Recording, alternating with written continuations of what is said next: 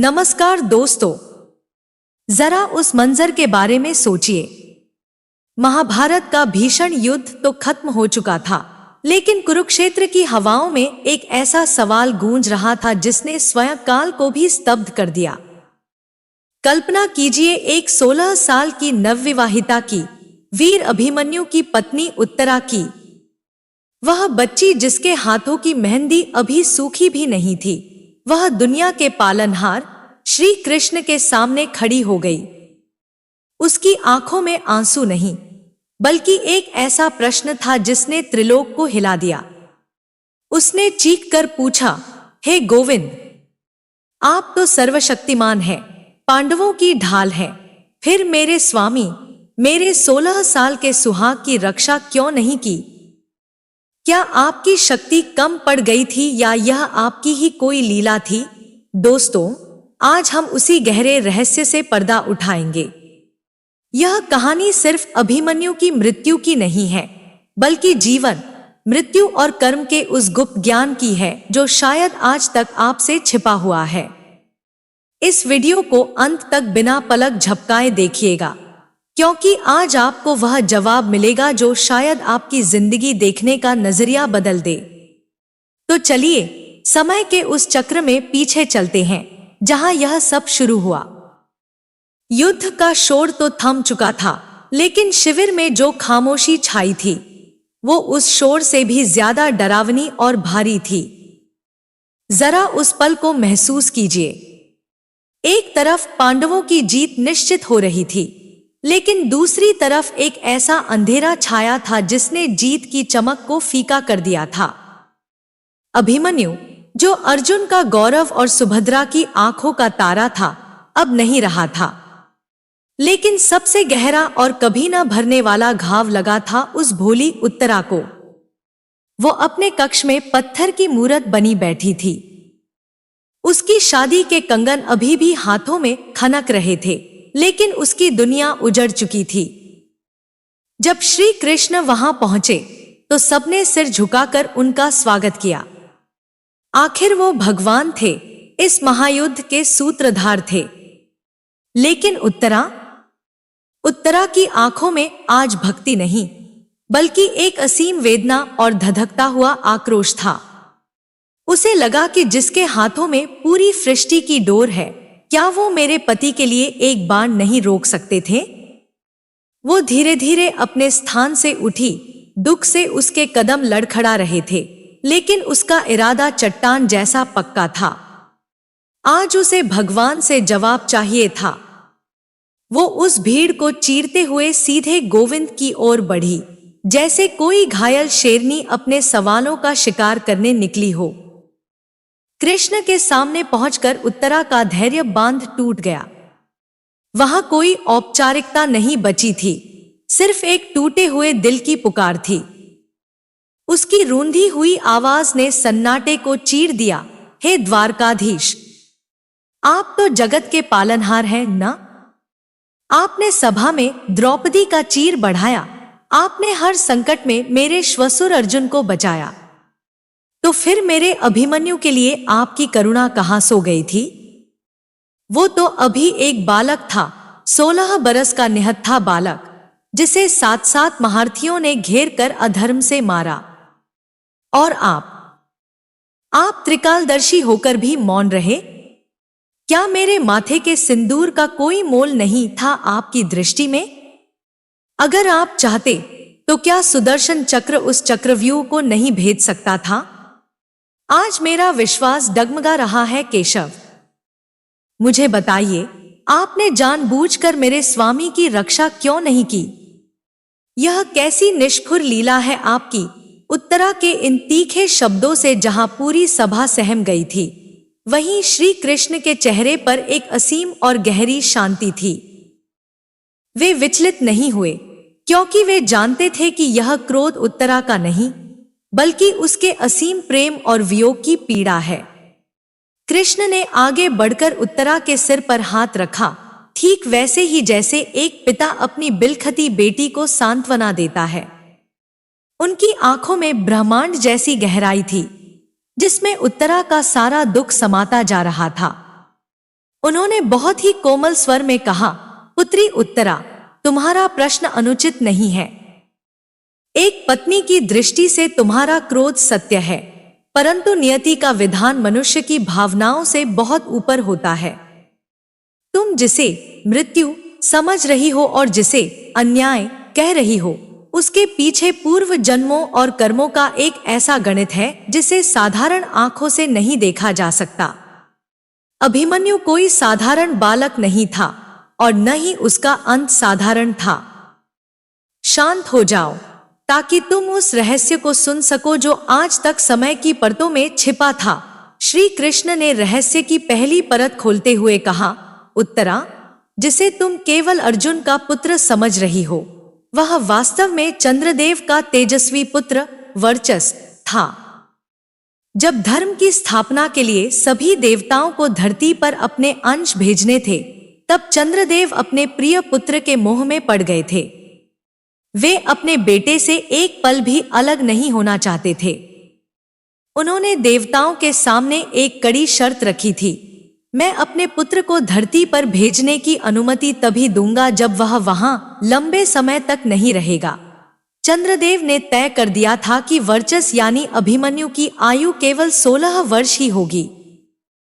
वह धरती पर आएगा, वीरों की तरह लड़ेगा और अपने पराक्रम से सबको चकित करके दिन ढलते ही मेरे पास वापस लौट आएगा। बेटी, अभिमन्यु की मृत्यु कोई दुर्घटना नहीं थी और न ही मेरी असमर्थता।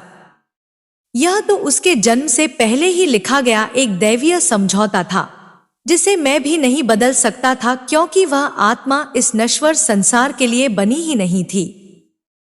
श्री कृष्ण ने अपनी बात को और गहराई देते हुए समझाया, उत्तरा, विधि का विधान बड़ा विचित्र होता है। अगर मैं उस दिन अपनी माया से अभिमन्यु के प्राण बचा भी लेता, तो मैं चंद्रदेव को दिए गए वचन का दोषी बन जाता। और जरा सोचो, क्या एक साधारण और लंबी आयु अभिमन्यु जैसे दिव्य वीर के लिए उचित थी?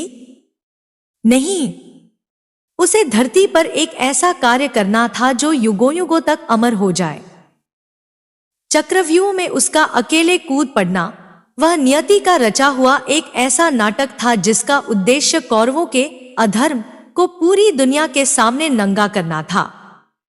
जब द्रोण और कर्ण जैसे 7 महारथियों ने मिलकर नियम तोड़कर एक निहत्थे बालक पर वार किया, तभी कौरवों के पतन की असली नींव रखी गई। अभिमन्यु की वह कुर्बानी ही वह चिंगारी बनी जिसने तुम्हारे पति अर्जुन और भीम के भीतर प्रतिशोध की ऐसी भयानक आग जलाई जो कौरवों के विनाश तक नहीं बुझी। उसका जाना व्यर्थ नहीं था पुत्री, वह तो इस धर्मयुद्ध की धुरी था। श्री कृष्ण की आवाज अब और भी गंभीर हो गई थी। उन्होंने कहा, याद करो उत्तरा, जब सुभद्रा गर्भवती थी और मैं उसे चक्रव्यूह भेदने की कला सीखा रहा था, वह कोई संयोग नहीं था कि व्यूह में प्रवेश करने का ज्ञान मिलते ही सुभद्रा को नींद आ गई और वह व्यूह से बाहर निकलने का रास्ता नहीं सुन सकी। वह नींद स्वाभाविक नहीं थी, वह मेरी ही योगमाया का प्रभाव था। अगर अभिमन्यु बाहर निकलने का रास्ता जान लेता तो वह उस दिन चक्रव्यूह को जीतकर जीवित बाहर आ जाता, और यदि वह जीवित बच जाता तो चंद्रदेव का वचन झूठा पड़ जाता और विधि का विधान खंडित हो जाता।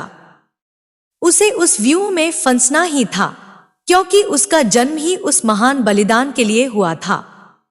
वह अधूरा ज्ञान उसकी मृत्यु का कारण नहीं, बल्कि उसकी मुक्ति का द्वार था।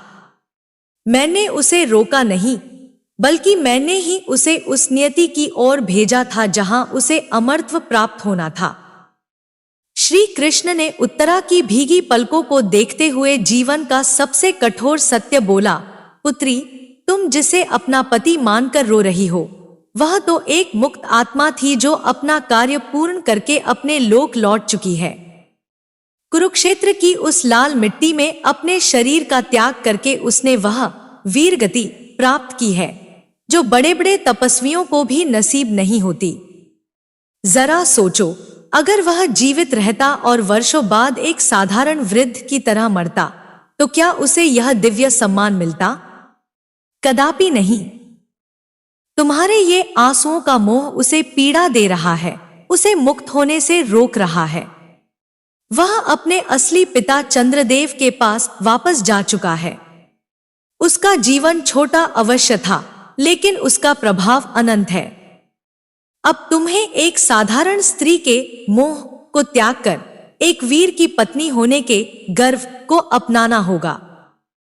शरीर नश्वर है और जलकर राख हो जाता है, लेकिन अभिमन्यु का बलिदान अब इस सृष्टि में सूर्य की तरह अटल रहेगा। उत्तरा की सिसकियों के बीच श्री कृष्ण ने उसकी दृष्टि को उसके गर्भ की ओर मोड़ा और एक अटल वचन दिया। उन्होंने कहा, बेटी, मत भूलो कि तुम अकेली नहीं हो। अभिमन्यु का शरीर भस्म हो गया, लेकिन उसका तेज, उसका अंश अभी भी तुम्हारे भीतर जीवित है।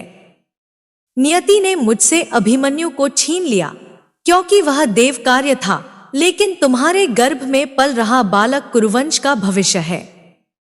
मैं तुम्हें वचन देता हूं उत्तरा कि मैं अभिमन्यु के लिए भले ही ढाल न बन सका, लेकिन इस आने वाली संतान के लिए मैं स्वयं काल से भी लड़ जाऊंगा। अश्वत्थामा का ब्रह्मास्त्र सृष्टि को भस्म कर सकता है, लेकिन वह तुम्हारे गर्भ का बाल भी बाका नहीं कर पाएगा। अभिमन्यु का अंत दरअसल एक नई शुरुआत है। उसने अपने प्राण देकर इस वंश को बचाया है। अब तुम्हें अपनी आंसू पोंछकर इस धरोहर की रक्षा करनी होगी, क्योंकि यही वह दीपक है जो कुरुक्षेत्र के अंधेरे के बाद धर्म का प्रकाश फैलाएगा। कृष्ण के इन वचनों ने जैसे उत्तरा की आत्मा पर पड़ी धुंध को हमेशा के लिए हटा दिया। वह आग जो कुछ देर पहले उसे अंदर ही अंदर जला रही थी, अब शांत होकर एक दिव्य प्रकाश में बदल गई थी। उत्तरा को गहराई से समझ आ गया था कि जिसे वह ईश्वर की क्रूरता समझ रही थी, वह वास्तव में सृष्टि के कल्याण के लिए किया गया एक अनिवार्य त्याग था।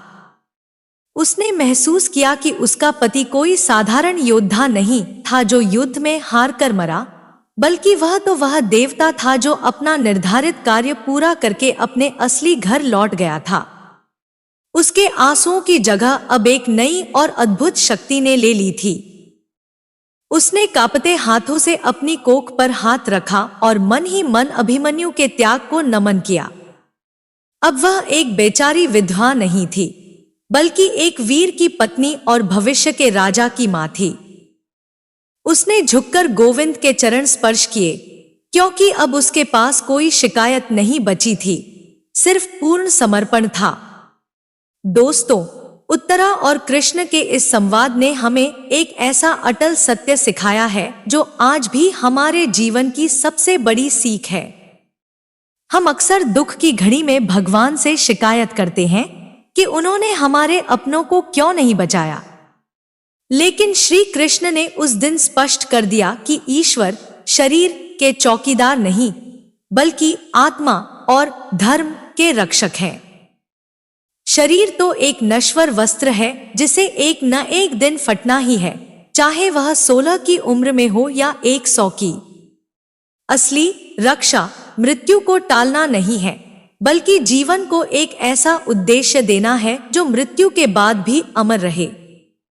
अभिमन्यु की कहानी हमें बताती है कि जीवन लंबा होना जरूरी नहीं है, बल्कि जीवन का महान होना जरूरी है। उसने अपनी छोटी सी आयु में कर्म की ऐसी लकीर खींची जिसे काल भी नहीं मिटा सकता। क्या हम और आप अपने जीवन को इतना सार्थक बना पा रहे हैं? दोस्तों, यह कथा सिर्फ एक इतिहास नहीं, बल्कि हमारे जीवन का एक आईना है। हम भी अपने जीवन के मुश्किल दौर में अक्सर उत्तरा बन जाते हैं, शिकायतों से भरे हुए और भगवान से नाराज। लेकिन याद रखिएगा, जिस तरह पतझड़ के बिना वसंत नहीं आता, वैसे ही कभी कभी बड़ा सृजन करने के लिए बड़ा विनाश जरूरी होता है। अभिमन्यु का जाना एक अंत नहीं, बल्कि परीक्षित के रूप में एक नए युग का आरंभ था। अगर आज आपके जीवन में भी कोई अंधेरा है, तो उस गोविंद पर भरोसा रखिए। शायद वो आपके लिए भी किसी नए सवेरे की तैयारी कर रहे हैं। अगर इस वीडियो ने आपके दिल के किसी कोने को छुआ है और आपको अभिमन्यु के बलिदान में धर्म की जीत दिखी है, तो कमेंट में जय श्री कृष्ण लिखें और इस ज्ञान को अपनों के साथ शेयर करें। वीडियो को लाइक करें और ऐसे ही अनसुलझे रहस्यों को जानने के लिए चैनल को अभी सब्सक्राइब करें। तब तक के लिए राधे राधे, जय श्री कृष्णा।